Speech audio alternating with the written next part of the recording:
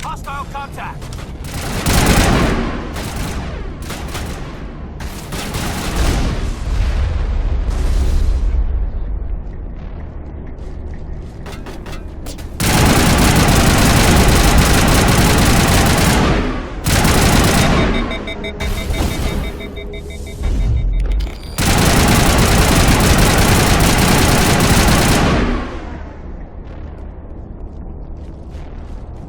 Area secured.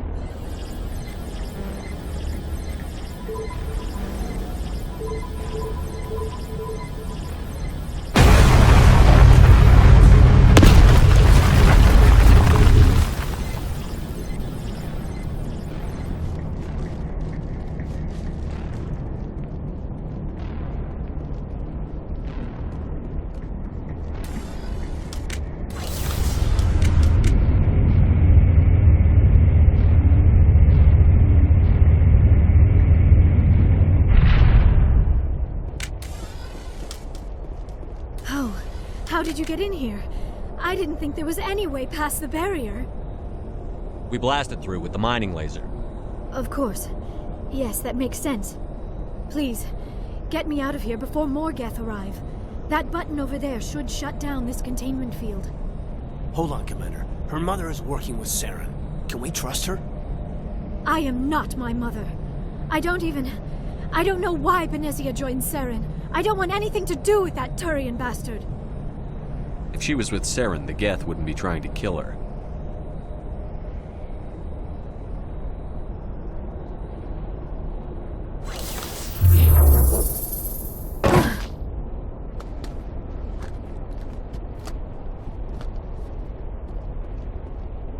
Any idea how we get out of this place? There is an elevator back in the center of the tower.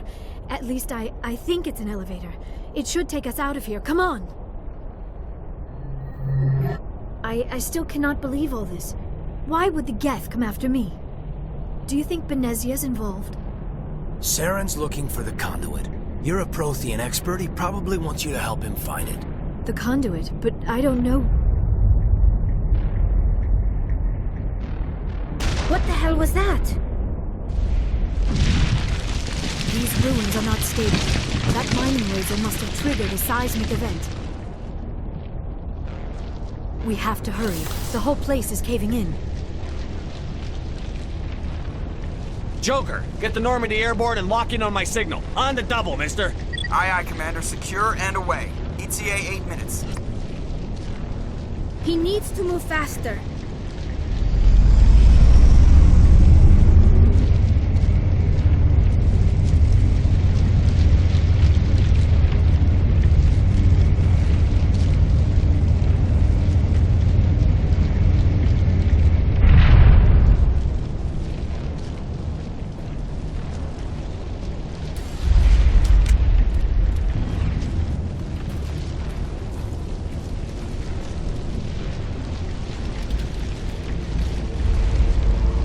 Surrender.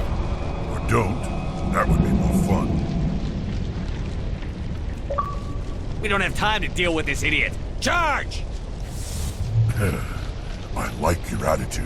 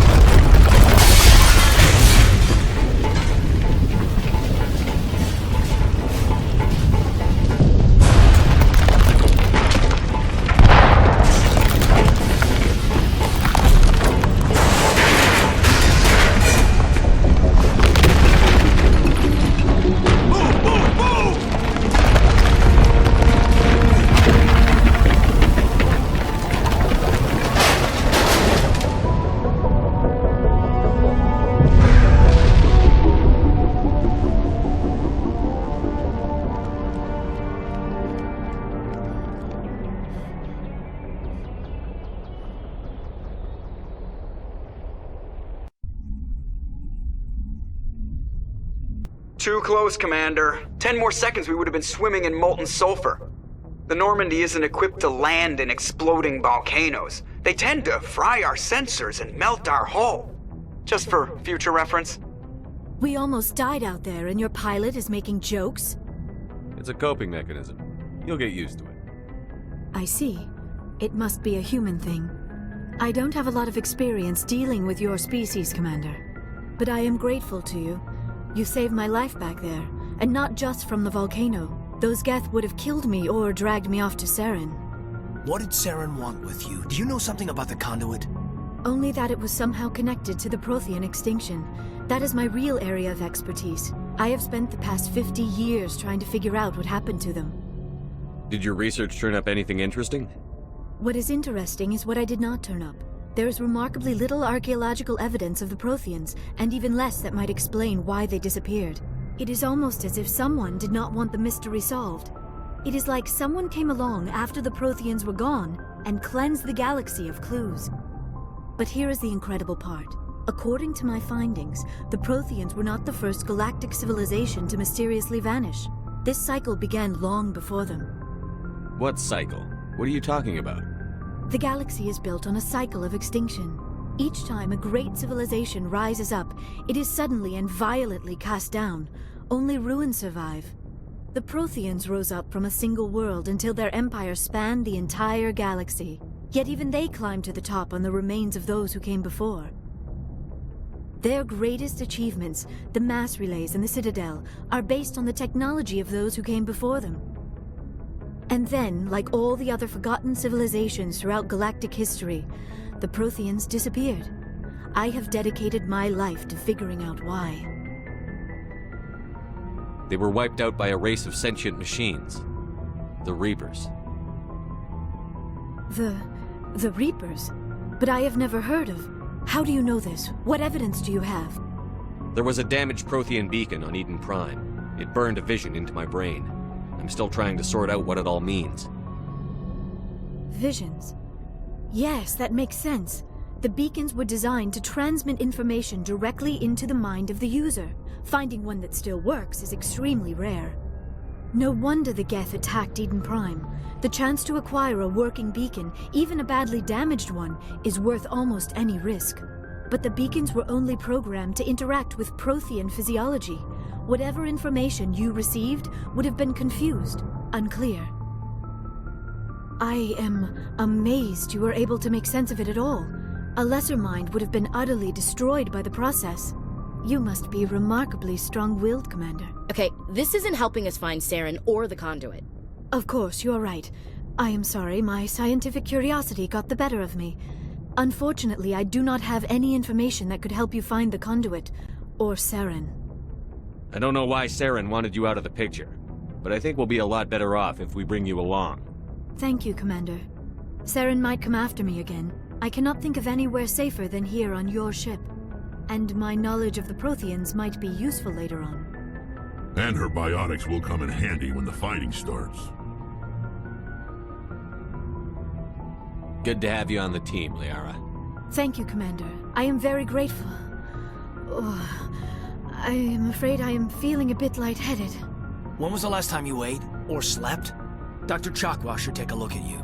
It is probably just mental exhaustion, coupled with the shock of discovering the Protheans' true fate. I need some time to process all this. Still, it could not hurt to be examined by a medical professional. It will give me the chance to think things over. Are we finished here, Commander? Go see the doctor. The rest of you, dismissed. Mission reports are filed, Commander. You want me to patch you through to the Council? Patch him through, Joker. Setting up the link now, Commander. We've received your report, Commander. I understand Dr. Tassoni is on the Normandy. I assume you're taking the necessary security precautions. Liara's on our side. The Geth were trying to kill her. Benezia would never allow Saren to kill her daughter. Maybe she doesn't know. Or maybe we don't know her.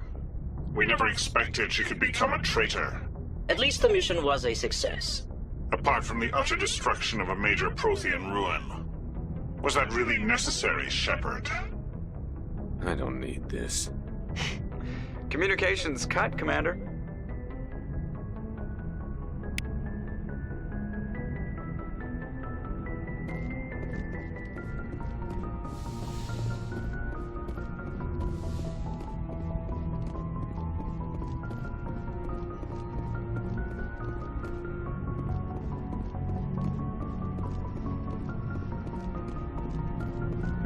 I prefer gold to silver, you know, for my medal.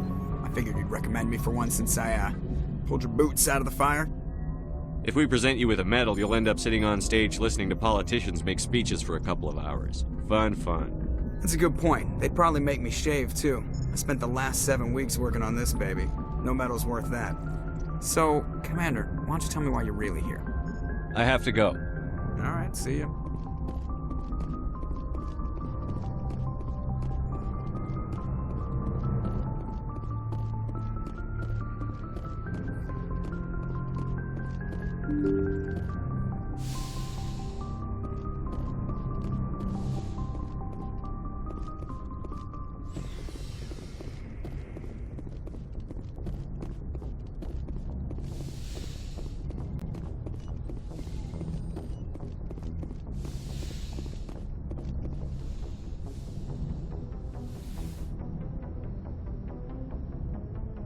Commander, are you coming to check up on me? You look much better. How are you feeling? Dr. Chakwas assures me I am going to be fine. I was impressed with her knowledge of Asari physiology. You're in good hands. Dr. Chakwas knows what she's doing. I never properly thanked you for saving me from the Geth, Commander. If you hadn't shown up, I'm just glad we got there in time. so am I. I know you took a chance bringing me aboard this ship. I have seen the way your crew looks at me. They do not trust me. But I am not like Benezia.